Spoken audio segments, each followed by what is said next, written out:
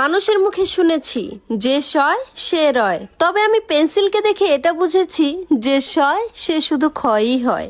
এই যে আপু, হাজারটা ছেলে তোমার পেছনে ঘুরে দেখে নিজেকে এতটাও দামি ভেবো না, কারণ পচা জিনিসে মাছি একটু বেশি ভনভন করে। যে পানি ডিমকে শক্ত করে, আবার সেই একই পানি কিন্তু আলুকে নরম করতে সাহায্য করে। অতএব ধৈর্য ধরো, অপেক্ষা করো, সময় এবং সুযোগ তোমারও একদিন আসবে।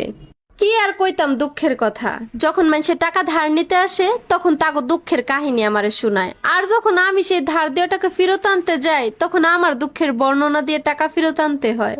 বউ ছেড়ে যাওয়া ছেলেকে বিয়ে করার চাইতে বউ মরে গেছে এমন ছেলেকে বিয়ে করা অনেক ভালো, কারণ এমনি এমনি কোনো নারী তার সাজানো গোছানো সংসার ছেড়ে আসে না, ছেড়ে তো আসে তার শখের পুরুষের স্বভাব, চরিত্র আর আচরণের কারণে। বৃষ্টি ফুরিয়ে গেলে ছাতাটাও বোঝা মনে হয়, কালি ফুরিয়ে গেলে কলমটাও ডাস্টবিনে জায়গা পায়। ঠিক তেমনি আপনি মানুষের যতদিন উপকার করতে পারবেন, মানুষ আপনাকে ঠিক ততদিনই মনে রাখবে। এই পৃথিবীতে অদ্ভুত একটা জিনিস কি জানেন, যে মানুষটা ভালোবাসার জন্য আকুল হয়ে বসে থাকে সে ভালোবাসা পায় না, আর যে কিনা ভালোবাসা পায় সে তো ভালোবাসার কদরই করতে জানে না।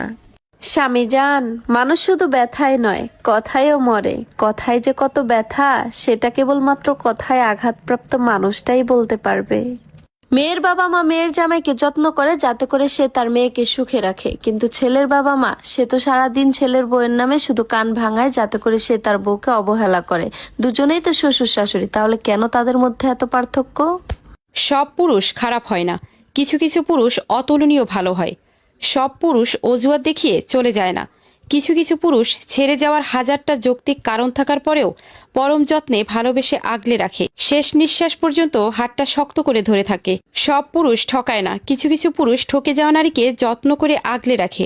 সব পুরুষ নারীদের সাজানো গোছানো জীবনটাকে এলোমেলো করে দিতে আসে না, কিছু কিছু পুরুষ নারীদের অগোছালো জীবনটাকে সাজিয়ে গুছিয়ে দেওয়ার জন্যই আসে। সব পুরুষ ধর্ষক হয় না, কিছু কিছু পুরুষ হাজারটা সুযোগ থাকার পরেও নারীদের মাতৃজ্ঞানই সম্মান দেয়। এমন পুরুষ যে নারী পেয়েছে সে সত্যিই ভাগ্যবতী। কি আর কইতাম দুঃখের কথা, যখন মানুষের টাকা ধার নিতে আসে তখন তাকে দুঃখের কাহিনী আমারে শোনায়, আর যখন আমি সেই ধার দেওয়া টাকা ফেরত আনতে যাই তখন আমার দুঃখের বর্ণনা দিয়ে টাকা ফেরত আনতে হয়।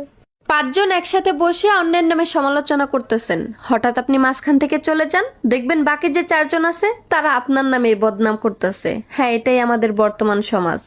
আমি কোনোদিন এটা কল্পনাও করতে পারি না যে এই পৃথিবীতে একদিন আমার স্বামী থাকবে না, অথচ আমি থাকবো, কারণ আমার গোটা পৃথিবীটাই হচ্ছে আমার স্বামীকে ঘিরে, আর আমার স্বামী ছাড়া আমার পুরো পৃথিবী অন্ধকার। আমার মেয়েকে আমি যৌতুক দিয়ে বিয়ে দিব। কি যৌতুক দিব জানেন?